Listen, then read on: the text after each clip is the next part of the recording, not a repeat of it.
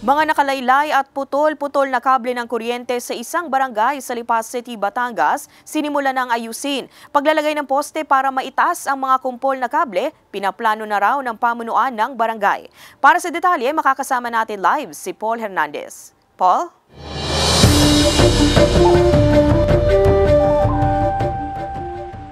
Ivy, na ialis na nga yung mga ilan sa mga putol-putol na cable wires ng telecommunications companies na halos sumayad na nga sa kalsada. Nagpapasalamat naman yung ilang residente at motorista. Ang problema, may mga spaghetti wires pa rin. Ang sabi ng barangay, inuunti-unti na raw ang pagawain yan.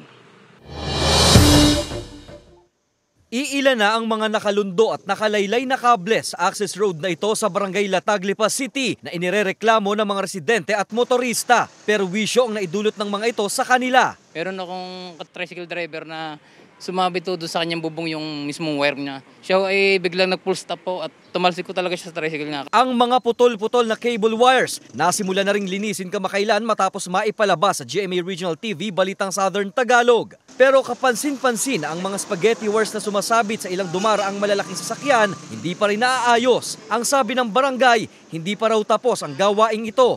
Ipapatawag pa raw ulit ang 4 na telco na siyang may-ari ng mga kableng naiwang nakatiwangwang lang din at salasalabat ang kabit. Plano raw ang pag-i-install ng poste para maitaas ang mga kumpol na kable. Ang gawin na lang ay para maitaas at para hindi naman makakasagabal. Ako may natutuwa rin naman lalo na sa ibang telcom, na naki-cooperate sila. Yung mga spaghetti wire na naglawit to talaga, medyo mababaho. Sana talaga magawa ng paraan ng ating telco na maisaayos at magkaroon ng magandang linya ng kuryente. Pinamamadali na ng barangay ang mga telco na maisaayos na ang iniindang problemang ito ng mga motorista at residente. Kung hindi sila aaksyon at hindi pa, ay di maaaring sila ipakakumuha ng mga mayor's permit o ay sila ihahadlang para mabigyan sila.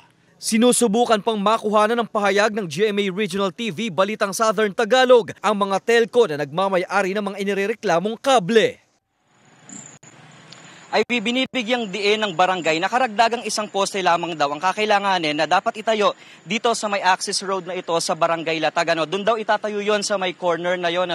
Ito daw yung magiging suporta para maitaas pa yung mga nagsala-salabat pang mga cable wires ng iba't ibang telecommunications companies. Ivy. Maraming salamat, Paul Hernandez.